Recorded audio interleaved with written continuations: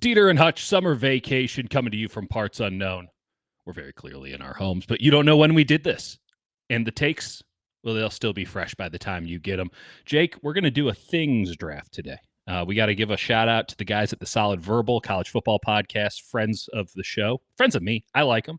I like Ty and Dan. They came up with the things draft for college football a long time ago. It's always one of my favorite pieces of content. Sorry, I used the term content. Always one of my favorite podcasts to listen to before college football season. You know I'm a big college football head. So we're just going to patently rip it off, but we're going to make it 49ers things for the 2025 season. And I just want to get right into it. We're going to go back and forth. I pick one, you pick one. We're going to go until we can't go no more. I'm going to give you my first thing. 12 personnel. You already knew I was coming in with this. I've talked about it ad nauseum. 12 personnel. I think the 49ers are going to use a lot more two tight end sets. We've seen it with the Rams. I think the entire Shanahan, McVay, O'Connell tree is moving in that direction as more and more teams rip off their basic stuff that they ran 3, 4, 5 years ago. They're zagging while everyone else is zigging. This is part of being on the vanguard of offense in the NFL, and they just paid Luke Farrell a ton of money. I think 12 personnel, it mitigates some of the issues you have at wide receiver, mitigate some of the questions that you have in the running game because now you have an extra blocker in there. You can put George Kittle out into a formation. You can do a lot of different things from 12 personnel. It also limits the juice factor a little bit, which clearly they're not too sad about given the fact that they just released him for a week for fun. So 12 personnel is my first thing this year. Yeah, I love it. I think it gives you a lot more flexibility with Kittle. It just lets you. I mean, Shanahan pointed to it, and sometimes he points to things that they don't end up actually using. Look over here.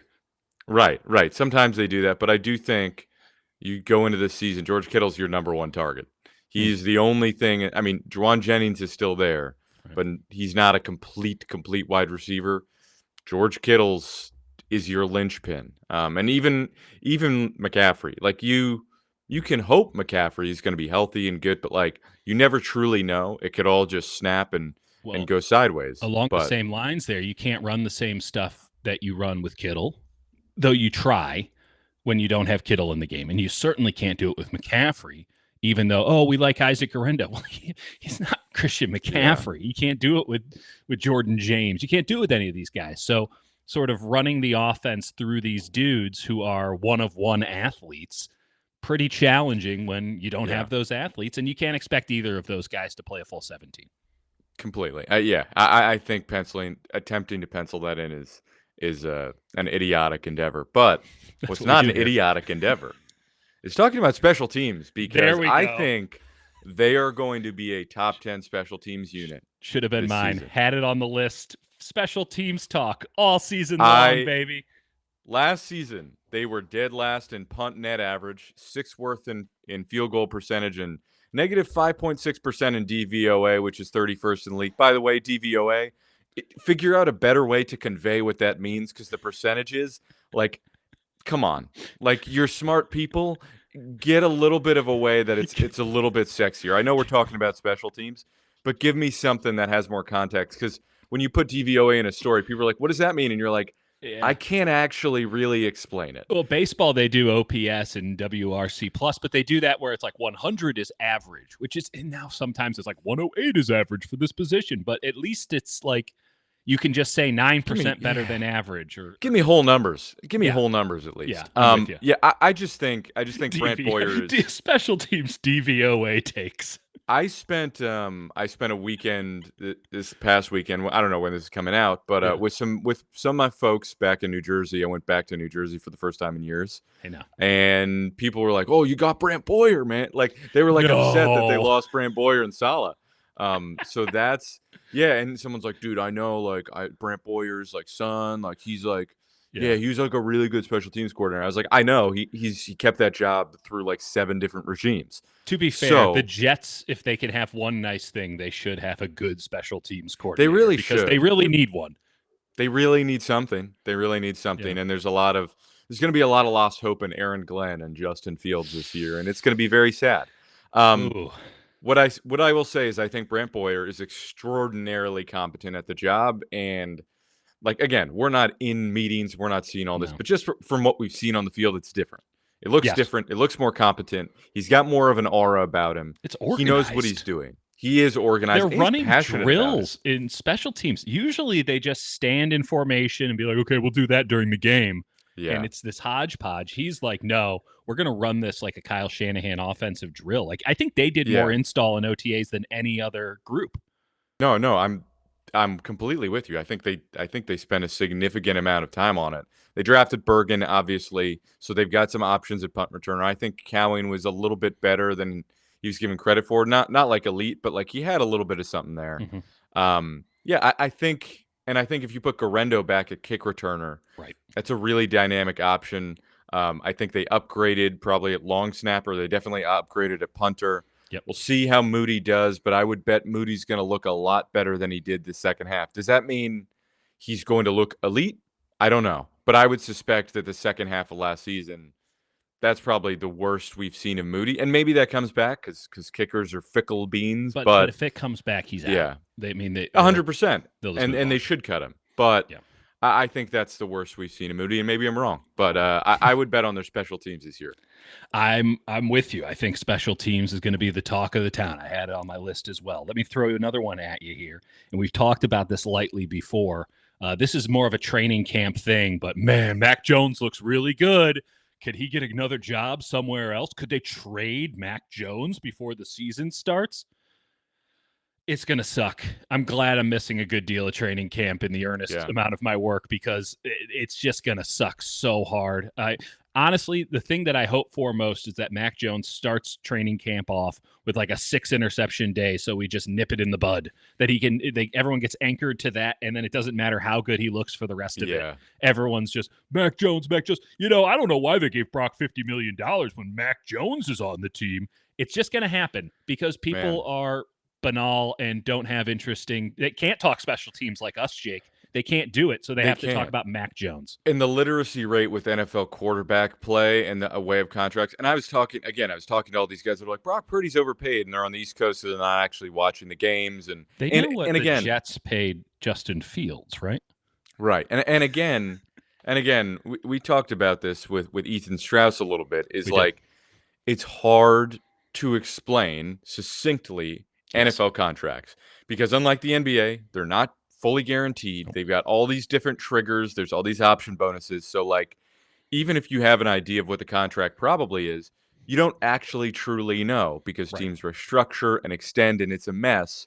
And so you say, all right, well, here's the big number. Brock Purdy's making the big number. Right. He's not. He'll never make the big number. And he never was going to. Right. And so that's the framework.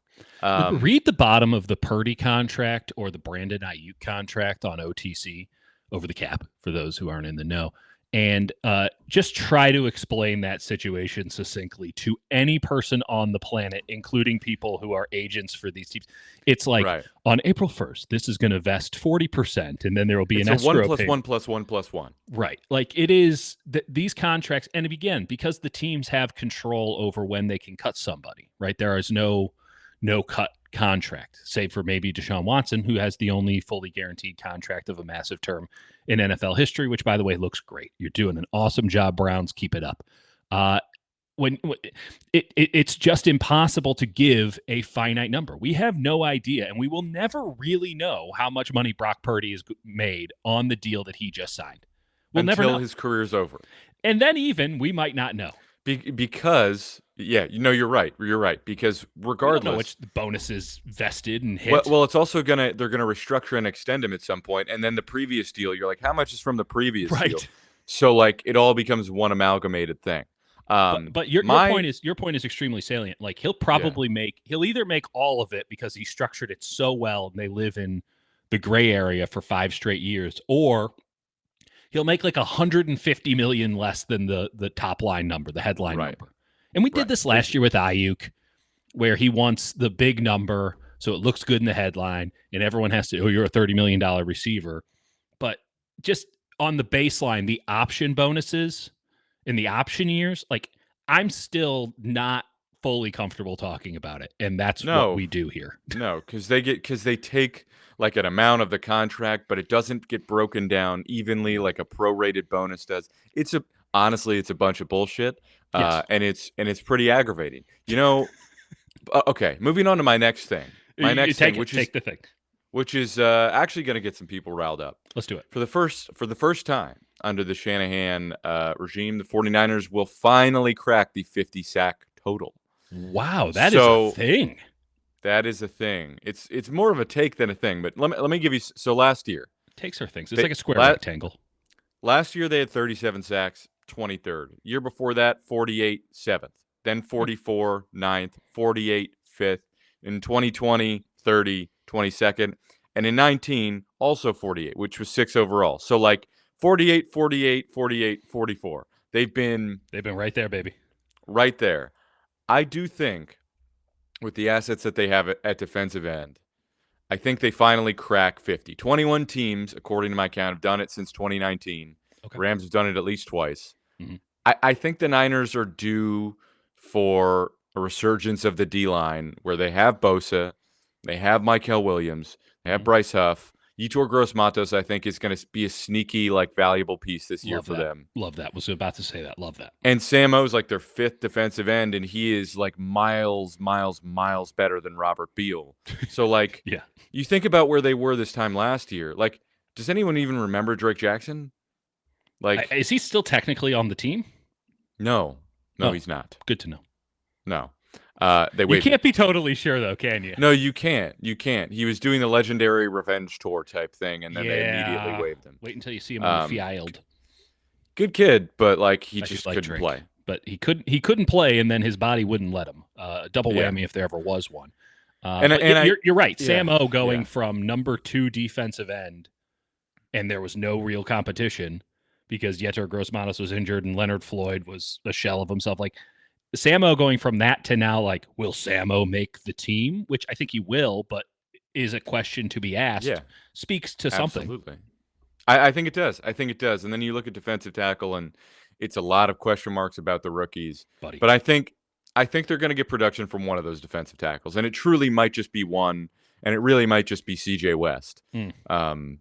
Because we'll see. We'll see. Well, let me give you a thing. I think we're going to be talking about Alfred Collins' foot more than guys with a fetish. I think we're going to go full Rex Ryan on this and constantly be talking about Alfred Collins' foot. Thank you. It is a Jets-themed podcast today.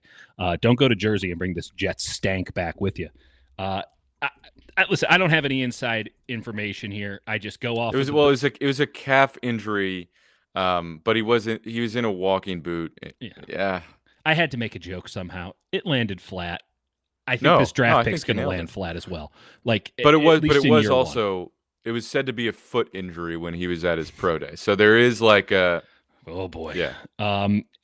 He's just a really big man, and his legs are not exactly he doesn't look. He's more upper body than he is lower body, and my concern is you disagree? I think he's evenly distributed. That's a great thing to be when you're that big. Regardless, I worry about it. I worry about big men in the lower half, and I do too. It's just not something that I think is going to go away because to this point, and I don't want to be a prisoner of the moment, it's not something that's gone away and seems to only be worsening despite the fact that he's not playing football. So to your point, I don't want to linger on it too much because, again, I don't have any inside information. I haven't seen any CAT scans or MRIs or anything here. But I just have a bad feeling about Alfred Collins' lower half, whatever the injury might be, and what it portends for his season in particular in 2025. It's the thing of, so even if you're extremely optimistic, right, this is a large dude coming off an injury who played in a fundamentally different scheme, and the Niners are explicitly telling him to change how he plays football, right? He might take to it like a frog to water. It might be the thing that he's needed all along. He played in a frog stance, so you'd hope so. But there is a level of learning that has to happen in training camp because he missed OTAs, so he's going to be a little bit behind. He's still recovering, so there's a lot he has to work on in his game, and maybe they simplify it. And again, it's sort of like we talked about before the season started, is that he might just be a 10 to 15 snap guy only on rundowns early, and maybe that's just his role for the season, and that would probably be a win for the Niners if he's out there for 15, maybe 20 snaps a game just on rundowns, right? If you can show out on 5 of those and be solid on the other 10, like it's kind of like a relief pitcher as opposed to, stretching him out to be a starter, right? I don't need you to go 60, 80, 90, 100 pitches. Just go out there and give me 20 of your best stuff and don't put a bad pitch or two on tape. Make sure that you're giving me really competitive snaps and we'll build from there. But in year one, as much as they need him, right? As much as he is vital to their depth chart, as is CJ West, as is everybody, because they don't have a known reliable commodity at defensive tackle on this team. It's frustrating that he's getting behind the 8 ball. We've talked about this with rookies every year. If you can't get on the field in training camp as a rookie, your career could just completely stall out. And that's the element of, we were sort of like, the Niners are like, we're just going to nail the draft and get it perfect. And we don't know, right? It'll take years to figure out how this plays out. Well, it could take a year to figure out definitively no or yes, but you're right.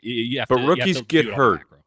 Rookies get hurt a lot. And the idea that, like, you can plug every gap, literally, by just going with rookies, it's a pretty slippery slope. I will say, if we want to keep talking about the rookies and we want to keep talking about one more thing, I'm going to say Upton Stout's going to be a thing. I love it. I think he's going to be a thing. I see the vision. I'm afraid for his life, but I see the vision. I'm afraid for his life as well, but I do think he's probably going to be the day one starter at nickel. And he's not afraid.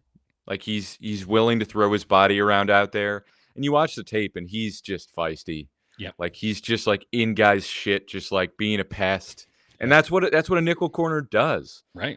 So I don't know about Amador Lenore was suited for the position as a rookie. He was like, I don't know about career longevity, but yeah. I am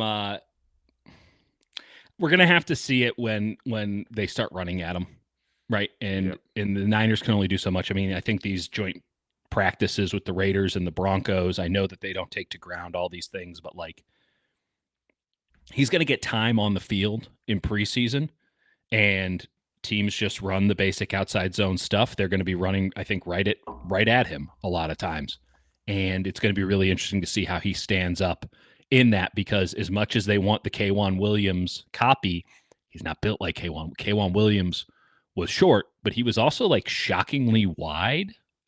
Not in person, but when he put, I think his pads were just bigger or something. Yeah. And Upton Stout's out there. He's a little squirrel, and it's super fun. And I totally see it. And I think he's actually really sneaky good in coverage, and I love it. But I got to ask you, Jake, like, is he going to be good enough to where we're like, hey, you know how you had maybe the best person at that position in football? Is this guy worthy of the upgrade there, or should they keep sliding him in and out? Yeah, that's going to be a really good question. I think that question is going to come up, and it might get answered if, like, Darrell Luter's really good when Stout gets hurt and Lenore goes back to nickel, and then you go, oh, they should have drafted the K-State kid, Jacob Parrish, because then you could have had an outside corner. Who, by the way, is probably going to start for Tampa at nickel, from what I read. Yeah, he probably should. He'll probably do the Lenore thing. I think he's a better player. That's neither here nor there. I do too. Can I throw a thing at you? Brandon Aiyuk being pressured to play is going to be a thing. Brandon Aiyuk being like... Give me a month. I mean, I might not even take that long. I think Brandon Aiyuk in the media cycle of, hey, when's Brandon Aiyuk going to be back? Any update on Aiyuk today? What's going on with Aiyuk?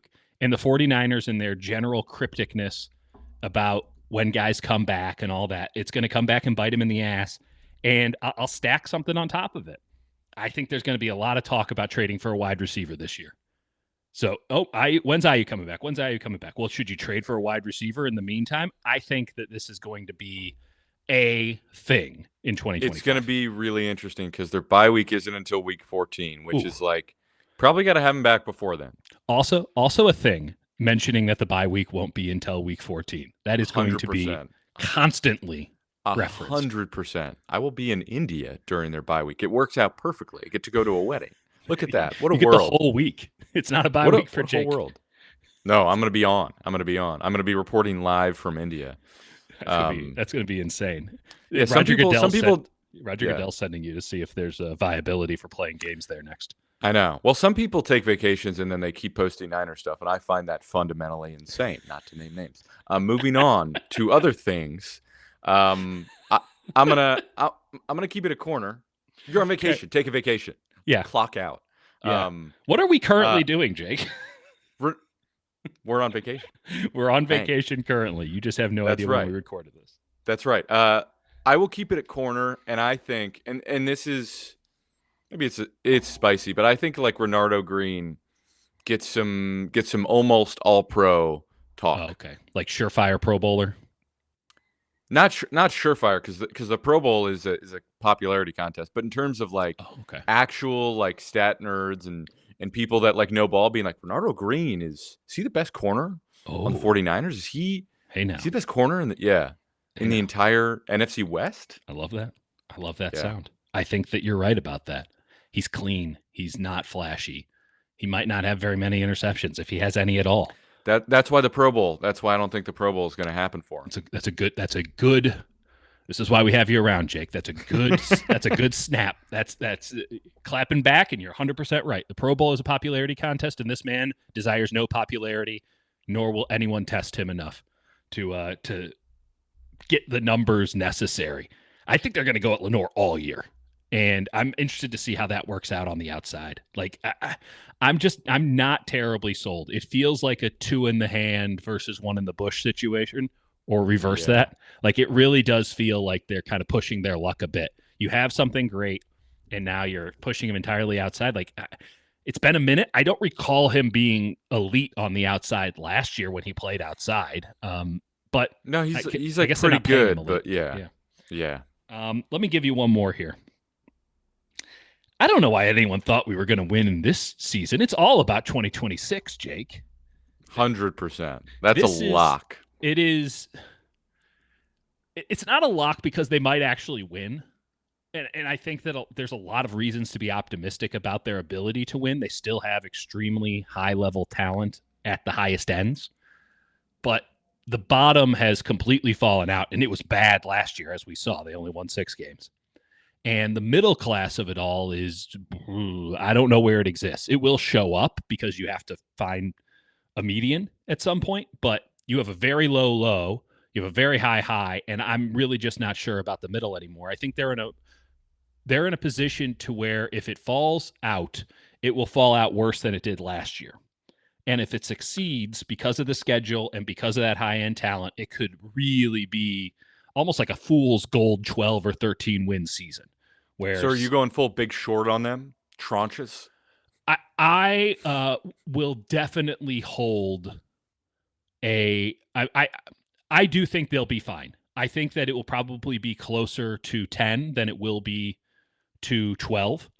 Yeah. I don't see 6 again. I think Purdy's too good. I think that the health will bounce in their favor. I think the schedule's too easy.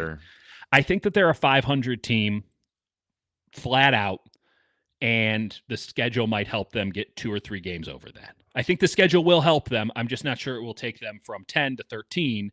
I think it will take them from 7 or 8 to like 9 or 10. So, and if they do go on that like a little run, and if they pull something off, it's going to be like Shanahan was like, well, in 2019 we actually were on we weren't expecting to win until 2020, which is like insane that he had that runway to try and make it work. Well, that's the joy of coming in after absolute shit shows that you can make that happen. He got a year 0. I mean, that's what they called it. The first year, they're like, we can't even get this thing on the tracks until we blow everything up. Brian Hoyer, go out there and get destroyed. Go wear that black uniform on Thursday Night Football and die. Don't worry, they're going to get Kirk Cousins. So maybe we'll do Niners history again. I'm sorry. Go ahead. Yeah. Do we think in an alternative world, what would Mahomes have been if he came here? That should be for another episode. That is a great question. We should do like a Niners rewriting history episode. Yeah. There we go. What if they didn't trade Garoppolo? What if they didn't? That's if they took Mitchell content. Trubisky. They wouldn't have. I've been assured, because I was high on Trubisky. I'll have to eat that one. I was high on Trubisky that year, and I was told in no That's a really uncertain funny terms. sentence. I was really high on Trubisky that year. I was off the rails. World's worst weed, the Trubisky strain. So the flip side of all of that to give you the thing, I do think that we need to hold in the possibility that this team, for a variety of reasons, number one being that they have 11 rookies on the roster, and they are important players for this team, in which like 6 of them might be starters, 7 if we include kick returner and punt return. That this team does not start off well. What a concept. A team with a bunch of rookies doesn't get out of the gate strong. Problem is you have 3 divisional games in the first 5 or 6 weeks, right? So before you're even to Halloween, you got the division either in really good position or you're done. Like if you lose your first 3 division games, like sayonara division, hope you're playing for a wild card. If that happens, I can hear it where it's not going the way it wanted to, but we're building something, you guys. We're building. It was all about 2026. We have 11 rookies on the team. Who thought we were going to win? Just keep it in the back of your head. You always have to have the worst case scenario in the back of your head. I know that some people don't live that way. I live that way. I have all worst case scenarios. I'm telling you right now, I do think the Niners will be fine, but if it falls out, they're going to try to gaslight you into thinking it was all about 26. No question. And they might be right, but that's not what they were selling as we speak right now, which 100%. might have been 5 months ago. You don't know. No, I think that's coming. I think that's coming for sure. I'm with you. I think they do probably overachieve, but it's not really overachieving because they do have the pieces to be competitive. Yeah. I am on record. I have trouble fathoming them being below 500, even with some of the massive question marks I have about this team. Do you have a final thing? Final thing. I want to say O-line talk would get quieter, but I do think regardless of what the O-line does. I have no one talks about the O-line once the season starts, except us, of course. Exactly. So I'll stick to it. I'll say O-line talk gets quieter, and then some people are still arguing. Whenever there's like one bad game from a Brendel, McKivitz allows his only sack of the year. Right. People are going to be like, dude, he's the reason, that this team is never going to go anywhere. But they'll actually be like a well above average offensive line unit this season, which is not something I expected to say, but I think they have the pieces. I'm going to give you one more thing. I got a few more, but honorable mentions, Corey Kiner hype in preseason, just out of control. They got to keep him. I don't know what. It kind of plays along with the Mac Jones thing, where it's just we got to fill the space somehow. Let's do it with this nonsense. I'll give you another honorable mention. D. Winters, Dre Greenlaw comparisons are going to work in both directions, and it's just going to be physically painful to sit through. He's no Dre Greenlaw. Oh man, he looks just like Dre Greenlaw, and we're just going to have to die. By the way, I'm not the biggest Dre Greenlaw fan. Like, I wouldn't have given him the money. We've talked about that before. Like, I get what he brought. I don't think he's a bad player by any stretch, but the reverence for Dre Greenlaw, I don't think lines up with the player himself. Maybe I'm wrong on that. You can scold me in the comments. CMC is so back is going to be a thing. Just that line. Just he's so back. He's so back. 100%. Maybe someone will pick up on Brock as Russ Wilson, a comp I made 3 years ago. But at some point, maybe this will become a mainstream thought. And then my final one is, and this is a very specific thing, and this is insider trading. I am going to openly scoff at the term all gas, no brakes to the point where it interrupts a press conference and or media scrum. I can't do it anymore. I cannot. I get it. I understand it. I cannot do the phrasing anymore. You need to get a marketing team. Put it in ChatGPT. I don't care. Figure out a new phrase. I'm going to roll my eyes and they're not going to come back the next time you say it. I'll bring Swarm back. Swarm with an E. They're not good at acronyms, are they? They're not great at acronyms. No, it's brutal. All gas, no brakes. And dude, they had an insane one last year. All the defensive linemen, I forget what it was. They got these photos at the end of the year, all the defensive linemen, and it was like it was like an 11-letter word that was like, get the fuck off and murder somebody. I swear to you. I know. I swear to you, it was like 11 remember. letters. And I was Yeah. like, are you kidding me? Why? Is this written in an acronym? And Oh, it's every on the morning you wake wall up? somewhere. You know, they're all about it. They love the acronyms. You got to do what you do to motivate football players. But some of you got to these, keep it simple. I mean, and that's not to say that these guys can't handle complexity, but like at a certain point, you are coaching football. There's a lot of complicated stuff. 11 letters in an acronym. Come on. That's fair. to say go murder someone. Come on. Just put the word murder on all the walls. That will get you in the right state of mind. Greg Williams style. Murder for pay. That's what we do here. We murder content for pay. You don't know where we are. We don't know where we are. We're hoping that you're doing a great job anywhere that you're out there doing stuff. We'll talk to you next week if you see this. And in the meantime, become an official sicko and subscribe to the Hutch Report. And you know where to find all that stuff.